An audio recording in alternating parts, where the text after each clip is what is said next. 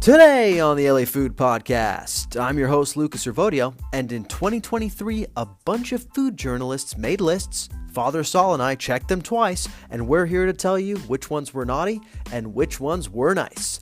Welcome, dear listener, to the first ever LA Food Pod holiday party. It's the only holiday party you can enjoy from the comfort of your own AirPods. And while I know the decorations are a bit lackluster and the snacks consist of Triscuits and the soy sauce packets that Father Sal had accumulated in his desk drawer, who needs actual food when you can sit around and talk about food? We're joined by none other than Father Sal to talk holiday plans and to try our hands at some festive mixology. We're making something called a Merry Margarita, brought to us by our friends at Hornitos. Will we like it? Will we hate it? Will you want to try making it for your holiday gathering? Listen to find out. But that's not all, because what's a holiday party without some sort of game?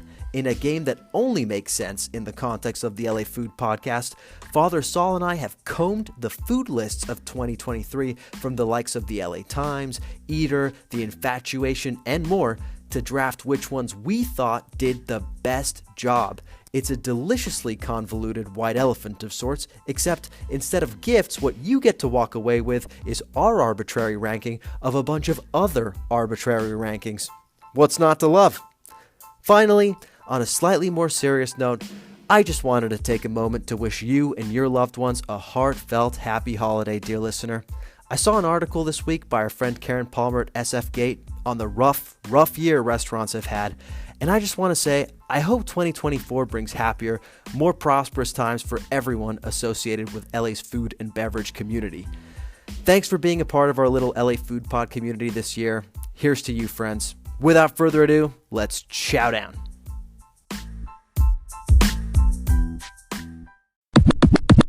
Joining us today for a very special holiday edition of the LA Food Podcast is a man whose takes on food and basketball inspired the holiday classic Baby It's Cold Outside. It's Father Sal. Father Sal, how you doing today? I'm doing great, man. One of your more convoluted openings. So you're saying that I have bad takes on food shows and basketball. Is that correct? Is that what you're saying? Yeah, like ice cold takes. Baby It's Cold Outside has become a bit of a problematic song in recent years. I didn't mean any of that, but I just meant the fact that your takes are cold as opposed to hot. Okay, well, let me respond to that in two ways. First of all, my basketball takes are never wrong. I am on point always. My food takes, I feel similarly about. I will say, looking back at our Great British Bake Off conversation last week, I feel 100% correct still. The one tweak I wish I had made listening back to that is, I really emphasize how it's not a food show. I will grant that it's kind of a food show. What I will say, what I really was trying to communicate and what I really wish I'd hammered on instead is it's not a competition show. That's what it's really not. It's not a competition show, really. Dear listener, the only reason Father Sal wants to correct the record on this is because he has received some disagreement, some hatred from listeners. Not even. Those listeners, by the way, terrible. All wrong. What are you talking about? Is before go watch the show before it was Americanized or when it was way more British. No, the whole point is that it's still super British. That's why Americans like it. Americans like it when it's super British. It was never about whether or not the show got Americanized later. I watched an early season. Don't come at me with that. Please. Well, look, listeners, you asked for an interactive podcast. You're getting an interactive podcast. So if you do disagree with any of our takes, be sure to put them in the Instagram comments because clearly they don't get under our skin whatsoever, right? I'm happy to fight with our listeners. Let's go, man. Let's go. I'm right. Let's go. Look, this is, for all intents and purposes, the closest thing to an LA Food Podcast holiday party that you're going to get as the only employee. So happy holidays, bud. Hey, happy holidays to you, man. What do you have planned coming up for these winter break? Winter break. Well, it won't be very wintry at all. Just a very pleasant retreat to the desert, just to relax, find myself, spend some quality time with family. Cook some good food. We're gonna cook some Feast of the Seven Fishes. We've been talking about. Yeah, our annual tradition, which is hilarious that it's not an actual Italian thing. In fact, my family very much makes fun of me for this because I've adopted this Italian American tradition of the Feast of the Seven Fishes. But it's such a beautiful way to celebrate New Year's Eve. So we're plotting our menu. One year, you absolutely have to come and spend it with us. I'm happy to come. I like that you've adopted it. I'll come on the condition that I'm allowed to get as drunk as Donna Berzato was during her episode about the seven fishes. Buddy, if you have the ability to get that drunk, you deserve it. What are you doing for the holidays? Similarly, not very wintry. I'm going to be heading down to Florida on Saturday, hanging out at my parents' place in Delray Beach. But then, between the 21st and 26th, going to Morocco with family. Going to spend 4 days up in Morocco. We kind of do like an international trip a year, sort of as a family at this point. My parents are basically retired and like to get out and about. And basically just like announced to me and my sister where we're expected to be like halfway through the year, being like, guys, what, you're going to Morocco? I was like, all right, okay. Go have to buy my ticket for that. And then it's a good time. It'll be a blast, but mostly spending and returning to Florida, hanging out, getting warm, all that good stuff. Look at us snowbirds. Well, that's a pretty sweet deal with Morocco. Does your family have any like holiday traditions that you do every year? I mean, it really is. Like, I was saying it a little bit flippantly, but it really is that we usually try to get out of the U.S. My parents are both immigrants, and even growing up, we would either go to Pakistan or Europe, where my mom spent time growing up, and basically, change of scenery. They would see family, see old family friends, and stuff like that. So, look, we don't obviously celebrate Christmas. I was raised Muslim. There was a period of time when I was growing up when Eid landed in the winter holiday, which is kind of cool because we got to like overlap with the rest of my friends and stuff on their respective holiday traditions. But given its lunar calendar, it's now shifted away. And yeah, no, it's mainly traveling, relaxing, having a good time. Togetherness seems like the theme. Well, that's pretty exciting. Are you planning on doing any good eating in Morocco, or are you just leaving it in the hands of your parents? That one I've left entirely in the hands of my parents. I have no idea. There's like this group chat with like 50, because it's not just my parents. There's like family friends and stuff coming who I don't know, and there's this WhatsApp chat with like 15 people, all Pakistani like aunties who are just talking and talking and talking, and I can't. I like muted it. I'm like, I'm gonna show up and be told where to go. That's a terrible idea. When you get there, they're going to have all these inside jokes you have absolutely no idea about. I'm very much okay with Yeah. that. Fair enough. Fair enough. Well, look, speaking of inside jokes, no, it's not really a joke. We are drinking on today's podcast, courtesy of our friends over at Hornitos, the tequila company. Saul, had you had Hornitos prior to today? I absolutely had, yeah, of course. I've stumbled across a Hornitos or two in my life. You might say you're horny for Hornitos. I might not say that, but go ahead. But go off, King. So, our friends over at Hornitos sent us a recipe for what they call a Merry Margarita, and we have made it. We have made it, and it is here on the podcast. It is the drink of choice at the LA Food Podcast holiday party. I'm going to take a sip for the first time. Here we go, okay? Cheers, All bud. right, cheers. All I taste is tequila. Not going to lie. Oh, interesting. Oh, what I taste is pomegranate. So my thing. So basically, it's a good recipe. I think it's Hornitos tequila, pomegranate juice, some raspberry liqueur, and lime. Pretty standard, good tequila cocktail. Mix it with some citrus, and get a nice, beautifully colored drink here. We forgot to say, for those who are not watching this in the video format that actually doesn't even exist, it is it's sort of, it's not quite a crimson color. It's like a light red, wouldn't you say? It's almost like Yeah. Pinot Noir ish. Yeah, to me it kind of reminds me of a sunset almost Mm. color, right? Like an orange. If when you get the light on it, right, you kind of have that nice ruby sunset color. Looks very appetizing. The ingredients are the ingredients I would look for on a menu anywhere. The thing that I think I've made my mistake on is the pomegranate ratio. The pomegranate for Hmm. me, and it could be also the kind of pomegranate juice I got, but you gotta be really careful with pomegranate. It's overwhelming. And so for me, I get like a really, and it's good news for me because I love pomegranate just in general. It's my favorite fruit, favorite juice, but it does, I think, overwhelm some of the more like other potential components of this. But not a bad cocktail, man. Yeah. I've never tried raspberry liqueur before. Happy about that. And Hornitos, always happy to put it to good use. The exact ratios of this cocktail are 1.5 parts tequila, Hornitos tequila, of course, 3/4 parts raspberry liqueur, which I'm using Chambord. I'm not sure what you're using.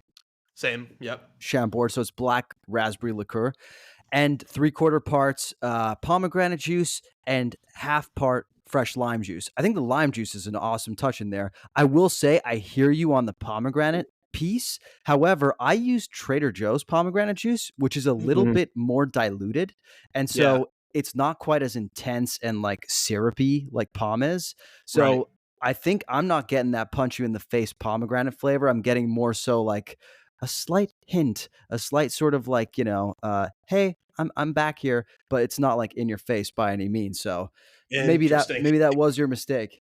It could have been, and you know what? I think in either case, the one exact thing that would make this a perfect cocktail, a little bit of seltzer.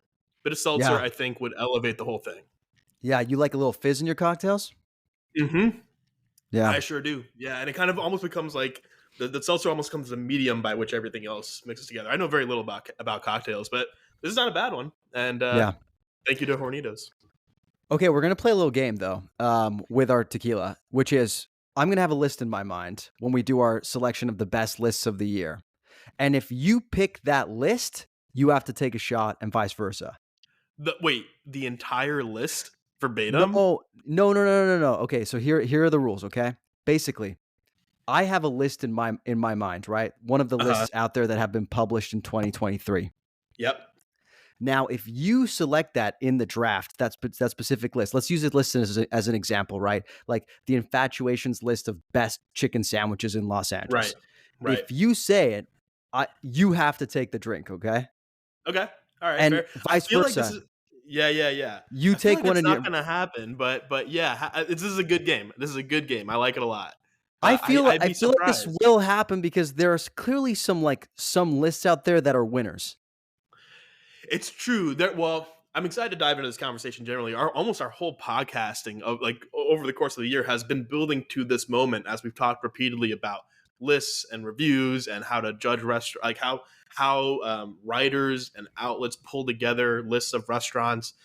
But I try to get I went deep and I also went like a little out the box. So, for example, we talked about this really compelling list about Mexico City restaurants recently, right? That was created not just by a single writer, but by like a committee of locals who were debating and chose their favorite local spots. That's like probably the best list of the year. It is. I didn't put it on my list because we've just talked about it, and I'm mentioning it now as like an honorable mention thing, right? So the reason why I think we may not have overlap is because I went a little deep. It'll be really exciting if we do, though. That'd be some true like kismet. Yeah. Okay. Well, that's good to know that you actually did your research for this podcast for once. So I personally am really appreciative and I feel like it's a holiday miracle. The hardest I've ever worked on Christmas. Well, I don't know if it's Christmas, but yeah. Yeah, you're like a Dickens novel. Okay, before we do our draft of the best lists of 2023, let's talk about the list that came out a couple weeks ago, which I talked a little bit about a couple episodes ago, and that's Bill Addison's 101 best restaurants list in the LA Times. I know that you had some thoughts on this list too. Yeah, no, just quick ones, and some of them will even come back up again as we get into the draft. But no, first of all, I want to say I appreciated the little monologue you did to open. I think it was last episode, maybe 2 episodes ago. Uh, really thoughtful stuff, man. Surprising from you, but hey, broken clocks right twice a day, and I think you really hit a lot of good points on it. The two things that I would say that really stood out. One, I really appreciated the point, and I went back and read the opening of the list. The point that this doesn't have to be a ranking, right? Hmm. It doesn't have to be. And the way the opening of the list is from Bill uh, says it's like a snapshot, right? It's like he doesn't really lean into it being a ranking at all. But then there's numbers, there's numbers in the list, and you go down, and people will immediately make assumptions. The second thing is, I wonder, and this is not something I think you necessarily mentioned, though correct me if I'm wrong. I don't know why this list is on Bill alone, right? Taking the lesson from that article about Mexico City, this list used to be Jonathan Gold's list, irreplaceable Jonathan Gold, and Bill's had to like step into huge shoes, right? As you mentioned on during your opening, and fill the role. But I feel like he doesn't necessarily have to. This could be a more collaborative list and pull in different perspectives. Love Bill, and I think he did a great job on this list as well. I think some of the flaws you pointed out were the correct flaws. It's just hard for one person who is not Jonathan Gold to really like, because it's not just about having eaten at all these restaurants and reviewed them. It's about having like a truly deep sense of the heartbeat of LA. And I know Bill is great, but Jay Gold had that in a way basically no one else did when it came to food in LA. And so I feel like this could be a more collaborative, a perspective from different folks and have it debated and like, all that stuff. So those are my two headline thoughts. I have another one that I'll share with you as we get into the lists, but those were my two headlines. Well, you know what I think about that is that I think that that's actually an interesting way to get ahead of some of the critiques that often happen to Bill when it comes to this list. And it is that he's actually not from Los Angeles, I believe. And I feel like that's a really sort of like lame thing to lob at someone because Los Angeles is kind of famous for being a city of transplants. You know what I mean? Like you throw a stone, you're going to hit like 40 people. Not that I recommend throwing stones or hitting people, but if you were, you would hit somebody who had moved here to like pursue a career in the industry, right? Or to just get away from the cold. And so it is like transplants are very, very much make up this city. Like they are very much a fabric of this city. And so to lob that critique at him is kind of unfair. But I do think it would be interesting to that point for him to be like, hey, this is my perspective as someone who has moved here. This is my perception of what Los Angeles is today. But yeah, let's maybe get some voices that were like born and raised here as well. So we can also learn Mhm. about like the maybe sort of tried and true classics that maybe aren't as like sizzling hot today, but that still are really important in terms of what it means to eat in Los Angeles. And I'm not talking about the Hall of Fame. You know how I feel about the Hall of Fame. I do. Yeah, being like the list is a chance to not just be like, and here are the 101 best. It's a chance to be like to have guest writers come in, have I don't know, longtime chefs come in and talk about what they're like. It should be more than just a list of restaurants from Bill Addison. It can be so much more than that. It can still be the list of 101, but I want a diversity of perspectives. I think and a chance to really take a step back and capture what the year was in LA food. Again, Bill, I think, has a very solid, obviously, perspective and does a very good job with it. But there's just especially in the absence of a J Gold figure, you still feel like a J Gold shaped hole as you go through the Mm-hmm. list, right? And I Yeah. feel like it can't be filled by just Bill. What did you think of Poltergeist being at 101? I thought it should have been higher. I mean, I thought it was a great example where, but that goes back to the like why is it a ranking thing? Like Poltergeist being on the 101 makes total sense. But when you go to the list and read it as like a 1, 2, 3, 4, 5, 6, etc. down, I get to some spots that I've been to, in the 50s, and I'm like, Poltergeist below this though? I don't know. But and again, I shrug it off because look, like I almost don't accept it as a ranking. I'm just like, these are the spots. That's what I care about. Um, but I look in terms of Poltergeist even being on it at all, and there's something almost notable about it being 101. You know what I'm saying? Mm-hmm. Like instead of it being like 89 or some random number, like it's the 101st one. Being on the list, amazing. Congrats to Diego. And it belonged higher, but it's cool that it has this kind of like particular number. It has the Yeah. headline number. It's a list of 101 restaurants. Number 101 is Poltergeist. As I said, it's Brock Purdy. It's Mr. Irrelevant. Just got to prove him wrong. Any restaurants on the list that caught your eye that you really want to try now? I mean, the ones at the top always that I haven't been to. Cato, I think I've seen I'd seen recognized throughout the year, and I would put it right at the top of the list. I mean, the next time we do a Top Chef fantasy draft and bet on it, I imagine Cato might be the one that we end up betting over. That's a $275 price point per person. So yeah, it's gonna need to be a pretty like significant thing we bet on. Well, for me, it'll be free, so I'm looking forward to that. Hey, you say that, but you didn't do so well on our in-season tournament bet. Hey, I mean, look, that's small potatoes versus Top Chef. I have true instincts there. All right. We're gonna take a quick break, and when we come back, we are going to do our draft of the best food lists of 2023. Listener, if you are a fan of the LA Food Podcast, you know that we spend a lot of our time talking, dissecting, critiquing lists that come out throughout the year. These are like best of food guides from the Infatuation, from Eater, from LAist, from Time Out LA, you name it. If there's a list that is gaining some buzz that makes us scratch our heads for a moment or that we just find intriguing, we tend to spend time dissecting it. And it's led to some pretty interesting conversations on the value that these lists can and maybe even should provide. Well, today we thought we would turn the tables on the journalists, the food journalists, not just of Los Angeles, but potentially of the country, and do a draft of the best lists of 2023. That's right, journalists. We are going to be making a list of your lists, essentially. So, how did you have the idea for this meta exercise? It was a couple things. One, we were just talking about like every single notable list that was coming out, right? Over and over. And we kept talking about the criteria of what made a great list, right?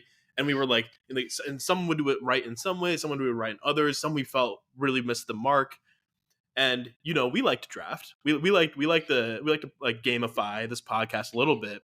And so as we're going along, I was like, wonder if we should pick our favorites for the year and see what maybe stands out of those that we think are the quintessential lists of food lists of the year.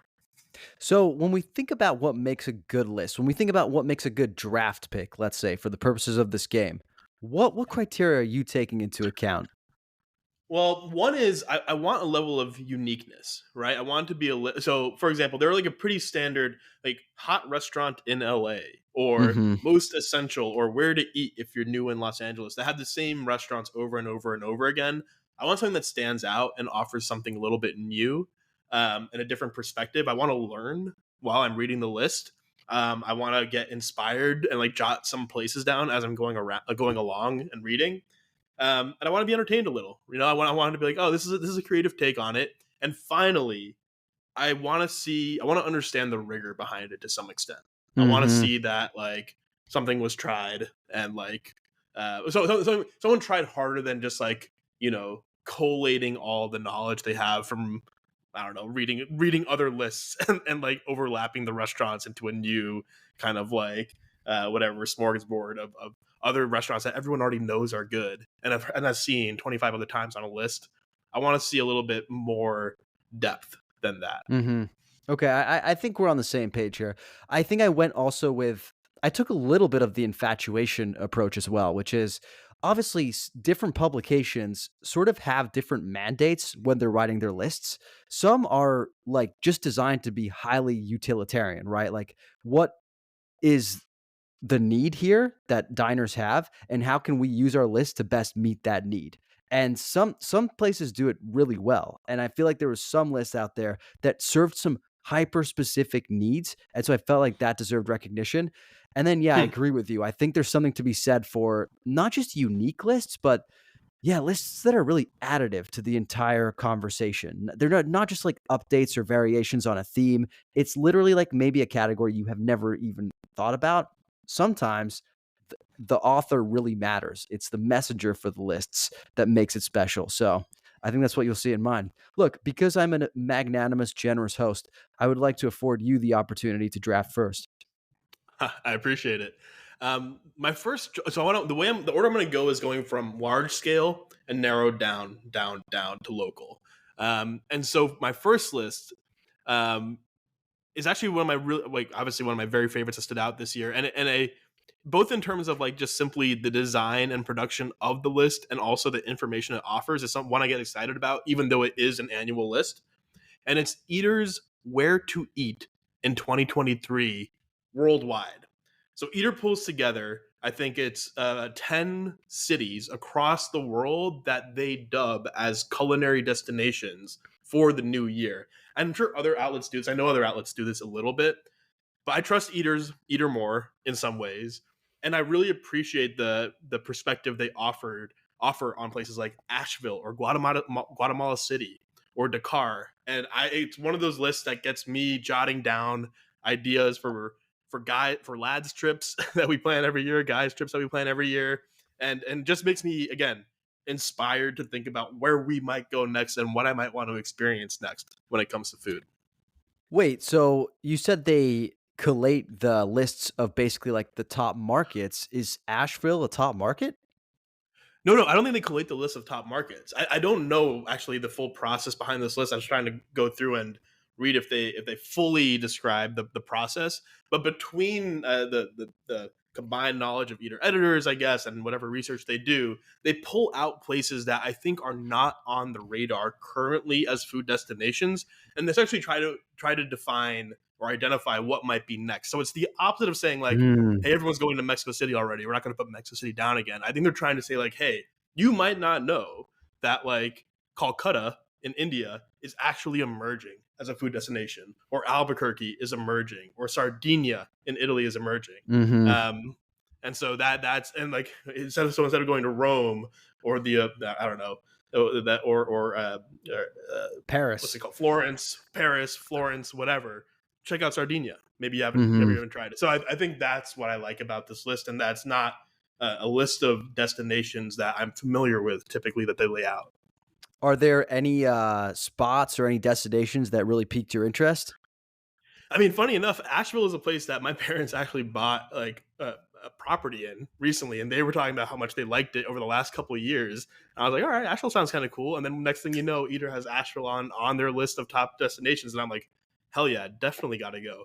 It's funny because obviously the American locations are just more accessible. Albuquerque Hmm. is not too far away, so it's like the ones that immediately come to mind as possible to reach.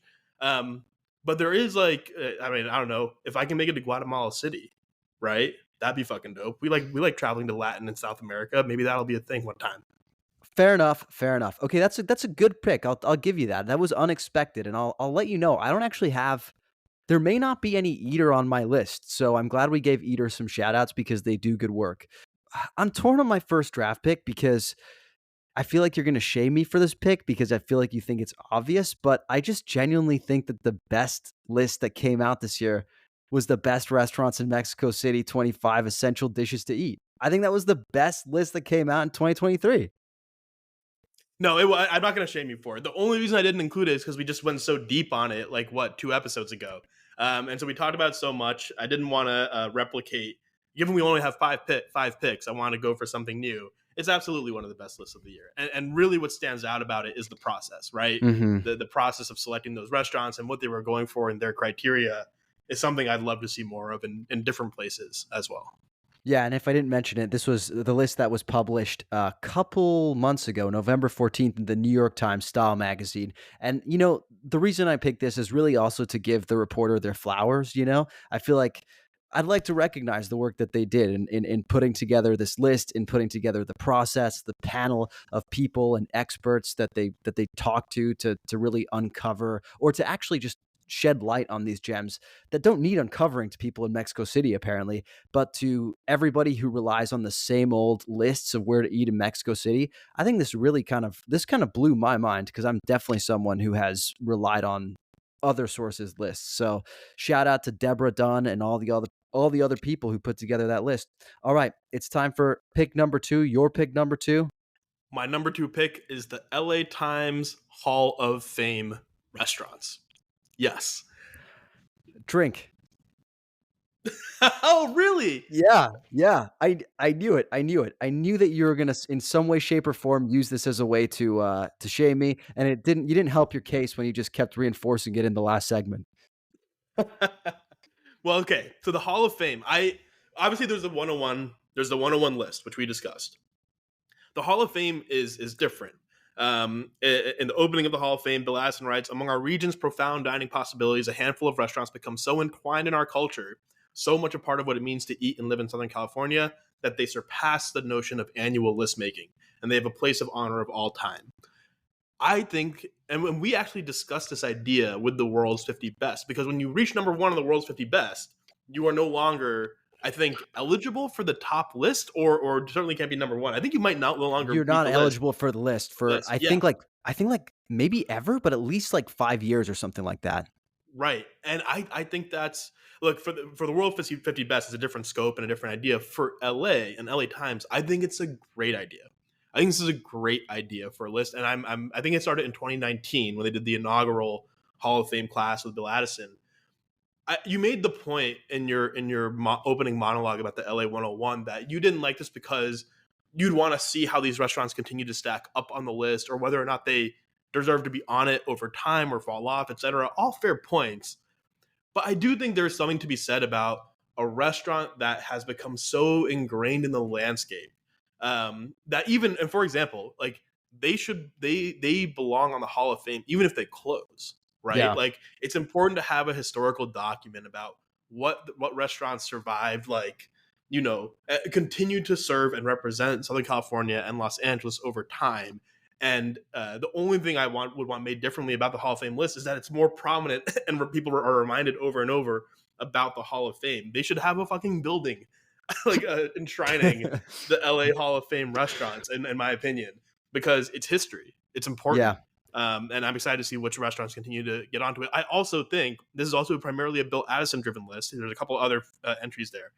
This is one where I'd want to see for sure a more diverse sort of selection process. It has to be for a Hall of Fame, right? Like it really has to be. So a great list, a great idea, one that I think is important in really any major city. And shout out. Well, I can promise you that one day the LA Food Podcast Foundation will fund the construction of the museum for this Hall of Fame. So yeah, I've said that here, and I will see that through before I die.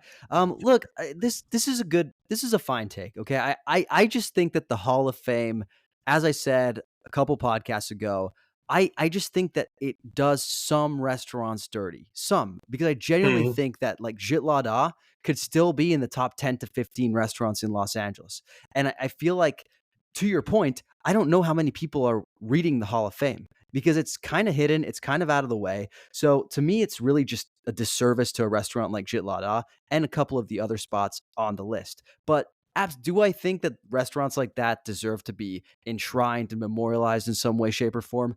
Absolutely. And in that sense, I'm happy that this list exists.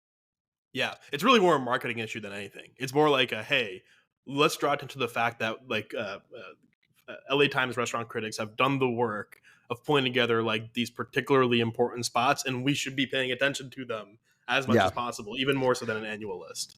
Okay, my second pick. Are you ready for this?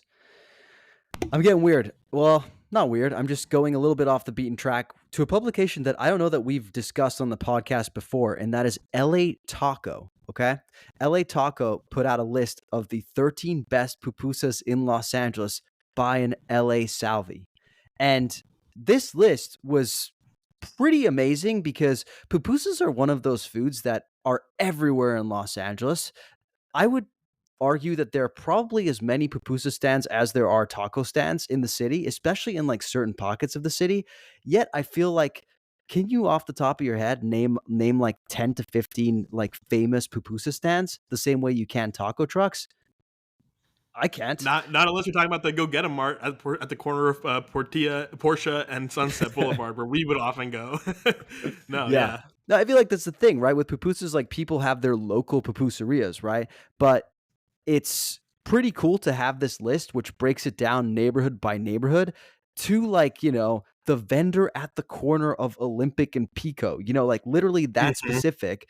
It's such good journalism. It's so interesting. There's a good mix of like street vendors and like tried and true sit down places, which also like an underrated sit down restaurant experience is going to a Salvadorian restaurant and having pupusas, which I don't know that you and I have ever done, but I've done on my own with my wife, and I definitely recommend it. Jaragua is my place of choice on Beverly, and it is on this list. But I just love this list. I thought it was excellent, so different. Love it. And when you started talking, I was like, oh my God, because my next pick, number 3, is an LA Taco list. No way. However, yeah. For a second, I was like, holy shit, we actually did overlap. However, mine was their list of the 69 best tacos in LA in 2023. Similar reasoning to you. I mean, just like look, yes, there are some recognizable names on the spot, but they went super deep. They named a particular taco that they at each location, while getting into sort of like what makes that particular stand great. And it's just such a wealth of knowledge, right? And like really, I mean, LA Taco, I feel like really stands out as like feet on the ground, trying pupusas at every corner, right? And getting deep into the streets of LA, so to speak, and bringing up the perspective. So wanted to shout them out here. I'm going to use this list to inform how I eat in LA, and certainly one that stood out. Who put that list together? It's LA Taco staff, which I also Got it. appreciate, right? Like I like having multiple perspectives in on the list. Yeah, yeah, that's a good one. Okay, LA Taco, we gave you your flowers, but now I'm going to the evil older brother of the Los Angeles Times with my third pick. I am picking a list by Jen Harris, which she put together in September on where to find the best Italian sub sandwiches in LA. This list is very pertinent to me this year because, I've embarked on a journey to try 100 epic LA sandwiches in 365 days, a journey that is now in the rearview mirror, I'm proud to say. But this list, Wow.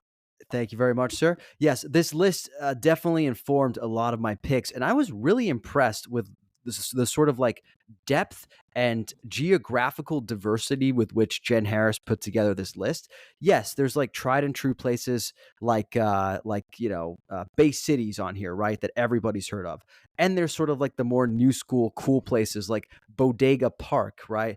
But then there's places like Corsica Italian Delicatessen, like an old school Italian deli in Sunland, deep in the valley. Like, I don't think we know anybody who lives in Sunland. Of course, hello to all of our listeners who live in Sunland. But I was just very impressed with this list. A lot of deep cuts. One thing that has really stood out to me this year is there are so many Italian sandwiches out there. It seems like every deli has an Italian sandwich. There's a lot of them to sort through, and I'm just really impressed with the work Jen did. So kudos, Jen Harris. You got the number 3 spot on my list. Dope. Good shout out, man. And also, wait. I like the humility in recognizing another sandwich list. Good for you, Yeah. bud. No, I will say this is better than mine. In Mm. as far as concerns Italian sub sandwiches, I think I did like probably like 15 sub sandwiches throughout the year, but clearly Jen ate probably like 50 sub sandwiches and whittled down her list to like the best 20 Italian sandwiches, which like is incredible. And I don't agree that all of the ones on this list are that good. Like for example, she has Ghost Sando Shop in there, which I personally wasn't a huge fan of. Hmm. And it's one of those like more hotter new places. But you know what? I just respect the hustle. Love it. Love it. I will say, as a quick aside, as we go through these lists, I do find myself wishing that there was an easy go to place I could capture, like, the top 10 or 15 LA countdown spots of the year, right? And get your commentary on them. I'm just throwing that out there. I'd love to see it. What like But, are you suggesting a website of sorts? hmm, I may be. Yes, I am. It feels like we're teasing something. Listener, there's nothing to No, tease. we have no idea. Yeah. But it would be cool if we did, right? So thanks for the feedback. If you can put it in the company suggestion box, Saul, I'll read it. I'll read it along with all of your other suggestions. Yeah. That box is getting pretty full. No, JK. All right, number 4. This is a fun one. This is one that I want to shout out our friends at the Infatuation. It's the celebrity-owned restaurant power rankings. Now, this is a That's funny cool. one, right? Because this is, I mean, we just had a conversation about influencer restaurants, right? And kind of celebrity-owned restaurants and how they work. I remember reading this list when it came out and like being surprised at learning at who was behind certain great restaurants that I never knew were investors or creators behind them.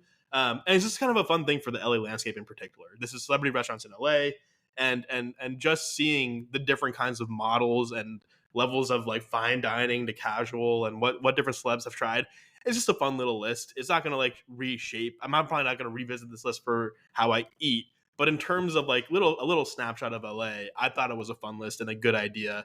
And look forward to seeing how the power rankings change over time.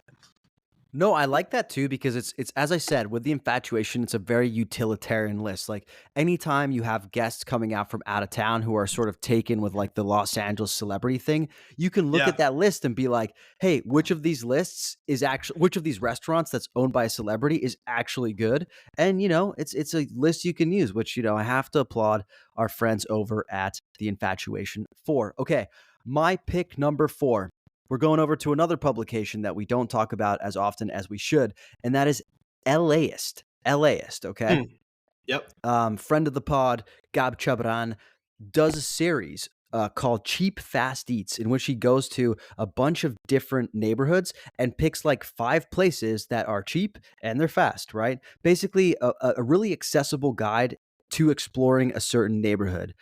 Most times, like, it's neighborhoods that you're pretty familiar with. It's still helpful to like get a sense of like what is affordable and like good in those neighborhoods. But I really liked this one on Gardena that he put out in October. Gardena, it's a city that's southeast of like downtown Los Angeles, and I have been before, but really just passing through. I've never gone to like actually explore the city. And LA's Cheap Fast Eats is a great, super accessible way to find out what do I eat there, and I really liked it. There's places like Gardena Bowl Coffee Shop, which is iconic, though I've never been. There's like a little burger shack called Pit Burger on this list. There's an entire food court called the Tokyo Central Food Court, which specializes in like a bunch of different Japanese foods. It's honestly like food reporting at its best. So shout out Gob, shout out LAist. I love this series and I loved Cheap Fast Eats Gardena. Dope. I like that. I like that shout out. Actually, I wasn't aware of that list, and I like the structure of a neighborhood guide. Yeah. Well, the infatuation stuff, they do neighborhood guides, but I feel like Yeah, this has a really specific sort of mandate, right? Cheap, fast, and I do think that they cover places that other places don't. So I'm really on board with that. my last pick. We're moving out of LA again. My first and last picks, bookend. We're going out of LA. We're coming to Seattle. We're coming home. And this is a list I liked because it featured Kenji Lopez Alt. So Kenji, famous food writer, New York Times bestseller, Serious Eats contributor, and great food personality who moved to Seattle, I think now a couple years ago, and has been through via his Instagram kind of elevating the Seattle food scene in a way where we did not have a voice before. I think like Seattle had Hmm. no J Gold. I'm not saying Kenji's a J Gold type, but in terms of profile and in terms of respect that he has given his background and expertise, he's really sort of changed the game.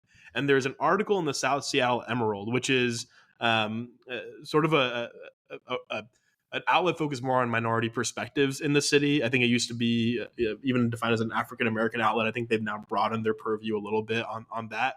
And he's interviewed on his favorite South End restaurants. So South Seattle is a bit more culturally diverse, I'll say, than some of the other parts of North and Central Seattle. And it really goes through and both talks to Kenji and collates his favorite restaurants in Chinatown, Sodo, White Center, etc. Hmm. And it's a really, really good guide for, again, when you want to get out from the typical, love eater, but like typical eater essential 38, right? And the main list that people go back and back and back to all over again. This is one that's a bit more broad and diverse and co-signed by someone you can really trust. And so I think that list in the South Seattle Emerald is a great reference point for anyone visiting or living in the Pacific Northwest. Okay, let me ask you. Do you think Kenji Lopez Alt is veering into the territory of being overrated? No. Kenji, I get why you asked that because he is blowing up in a sense. I got onto Kenji during COVID, and it's funny. I recently met up with an old friend from college who lives out here on the east side of Seattle, and I hadn't seen him in a while. He also got into Kenji during COVID before he had moved up to Seattle. He was still in the Bay Area. I think Kenji's legit, man. Kenji has like because of his ability, he doesn't just like choose, like he was really able to explain why a place is doing something well because of his Yeah. background both as a chef and as a scientist. Like is really he doesn't just say like this is great. He says this is what I like about it. This is what they did well. This is what they could have done a little bit better. And it's like a real like it's casual and quick, but it's a real insight into the restaurant. And so no, I'm gonna say no. That said, I haven't seen his sushi show or any of his TV appearances really. So I don't know about that end of it. But in terms of a food food influencer, we can say, an author, no. Yeah. Well, I feel like that's where it can really go tits up for someone like that. Meaning, like, if your persona doesn't translate well to the next level, which is TV, I think that can definitely be a problem, and we've definitely seen that happen. Like, Katie Parla, who's this like, influencer slash author that lives in Rome and is like all about Italian food. She makes Hmm. great recipes. She does like great books and whatnot. I don't believe she's translated that well on television. She's had some cooking shows on like some, low reach channels and whatnot. I feel like that's a really difficult level to crack. And I'll be interested to see if Kenji can. But I do think he has an opportunity to sort of be like the next Alton Brown. Yeah, that's that's an interesting comp. I think he wouldn't go as like zany and entertainment y as Alton, but in terms of I can see that energy possibly fitting. He's got like corny dad joke vibes, right? Yeah. Like Yeah. and nerdy scientist vibe, right? So yeah. Shout out Kenji. Okay, my number 5, and I'm going to be quick on this one because it is a list we have talked about in the past, but I just don't feel right not recognizing it. And that is, again, I'm going back to our mortal enemies over at the New York Times, and that is the 25 best restaurants in Los Angeles right now Wow, by wow, Tejal Rao. I mean, this is yeah, hilarious because we talked about this list like a few months ago when it came out, and I remember your first take was like, yeah. "This Shut is up. clear." This is clearly a list by someone who doesn't live in Los Angeles. And literally the first thing that it says on the byline is Tejal Rao is critic at large for the New York Times. She lives in Los Los Angeles. Angeles, yeah. Amazing. Well, Amazing. let me edit. So the critique of that, the real critique of that is that it seems to be, and this is correct because for a New York Times audience, which is much broader than LA, right? It's for an audience that doesn't live in LA. That list, right? Because so as I'm looking at it, I'm like, it's a little bit of a 101 with some like spice, so a little bit of like little bit Yeah. of like real insight splashed through there. Yeah, But I think this is pretty much what the 101 could be distilled to its essence. Meaning, like, yeah, I think the fact that the 101 came out and then I went back to this list made me like this list even more. And that's because I feel like a lot of these places, when put together, they do what Bill Addison said he was trying to do with the 101, which is right, offer a right. snapshot of what it's like to eat in Los Angeles right now. And I think that if that's the goal, and you're not just looking at like an exhaustive list of what are the best restaurants in Los Angeles, I think this really does a good job of capturing what it's like to eat in Los Angeles right now. And for that, I just had to like really go back and give my appreciation to this list. And also I think it's validated in that a lot of the restaurants on here do appear quite high on Bill Addison's list. Not all of them, Hmm. but for example, I would question this list if it didn't include Cato, the number one restaurant on the 101. But it does include Cato. You know what I mean? Not to say Right. that that would like exclude it from contention, but I just feel really good about this pick. I'm happy it was still on the board, and I feel like this is going to be the sleeper pick that everybody regrets sleeping on. Fair enough. No, it's legitimately a really good list. I think you might be right that in terms of a snapshot of LA, it almost functions better. As blasphemic as that might sound. I mean, Yeah, look, there's a funny thing. I wonder if Bill low key is like, I gotta pick 101 though. Like that's again, it's a J Gold institution, the 101 list, right? Really. yeah, And I don't know if just putting it on Bill's lap to replicate is the best idea. 101's a lot, and you really like sometimes more is less when it comes to trying to capture an idea. I mean, oftentimes I would argue more is less. And this 25 list restaurant from Tejal, I think almost more weirdly precisely gets into like gives you an idea of like this is what eating in LA is like right now. yeah, yeah. Well, Father Saul, this was fun. I think we've given a lot of reporters a lot of flowers. I'll also post this on social media so we can tag them and, maybe they'll see it and feel seen. Who knows? Before we leave, I would like to end. This is actually going to be the last episode of the year, believe it or not. So it's been a special year, the first year of the LA Food Podcast. I'm so grateful for everybody that's listened. I'm grateful to everybody who's put up with Father Saul. But before we leave, I feel like it's only fair to give the listeners a really, really quick version of Shitty Yelp Review of the Week.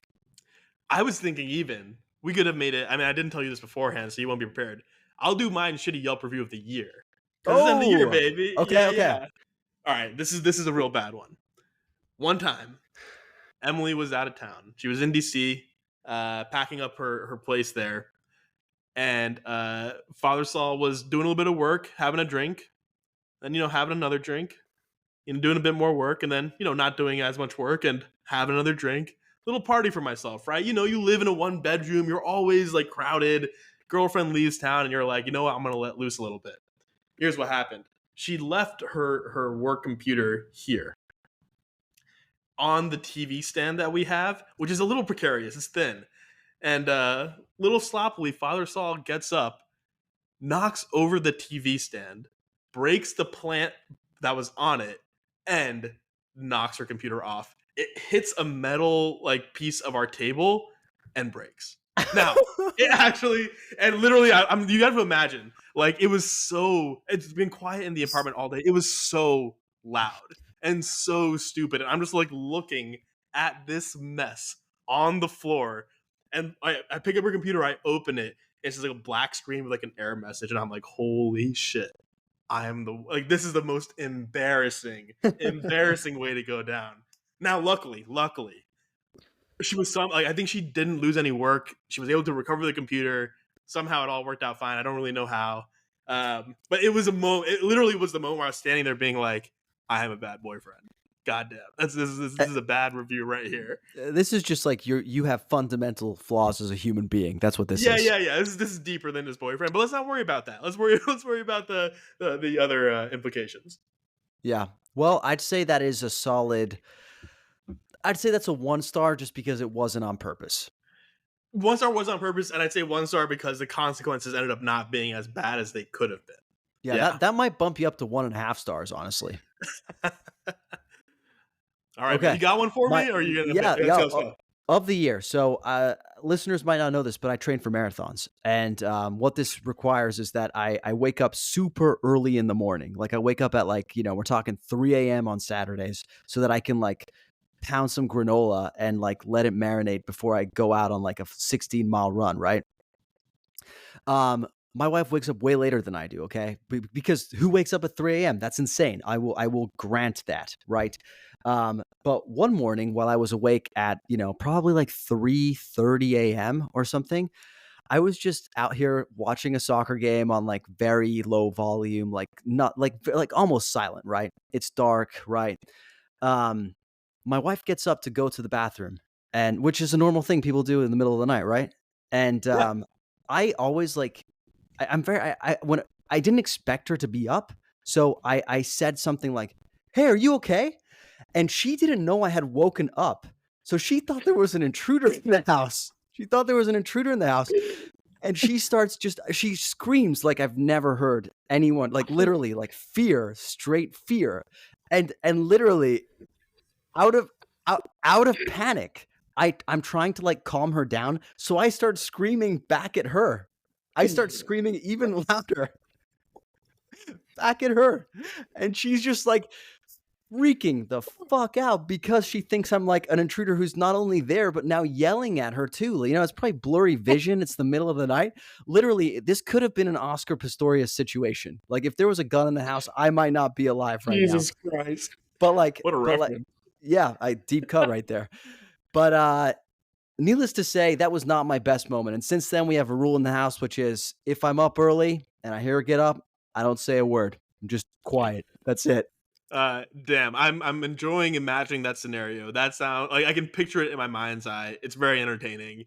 I great year, bro. This is a great time. Glad we got to do the list next year. By the way, I think I almost want to go deeper than bad boyfriend. I'm a good boyfriend. I don't know about you. I struggle to find stories of me being a bad boyfriend so regularly. I wonder if we can go to bad roommate stories back from our old days. Give the listeners a real deep insight into our relationship. Wow. Yeah, I'm gonna have to think about that one. You got stories though. Yeah, no, I've got lots of stories on you. Absolutely. Yeah, no, we can mix it up. Maybe it's just shitty Yelp review in general. Anytime we deserved one. Yeah. Anytime we're bad people. Yeah. This is good. Well, today I think overall though we've been nice, not naughty. So we probably deserve some gifts today, or this week as the holiday approaches. What are you talking about? Because this episode. Can you tell that the Hornitos be hitting? There we go. Yeah, so basically this episode is going to air December 22nd. So, cool. This is very much the holiday episode. So I just want to wish our listeners happy holidays. We love you. Thank you for spending time with us. we'll be back in the new year with new content. Next week, you'll get a best of episode, so be on the lookout for that. Father Saul, happy holidays and safe travels, bud. You too, man. Glad we got to do this. Love the pod.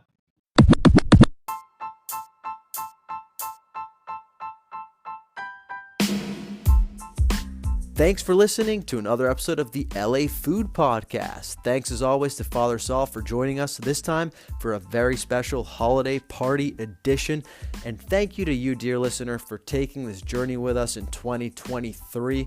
If you like what you heard today or at any point throughout the year, please go to wherever you listen to podcasts and leave us a rating, a review, subscribe. Seriously, that would be the best holiday gift of all time, and I would be forever grateful. It really helps us make our way up those Spotify and Apple charts. We'll be back next week with our final episode of 2023. It's going to be a best of episode, and you're not going to want to miss it. If you're looking for me in the meantime, you can find me on TikTok, Instagram, and Threads at the LA Countdown. That's THELACOUNTDOWN. You can also find me on Instagram at LA Food Pod. That's LAFOODPOD. Happy holidays, everybody.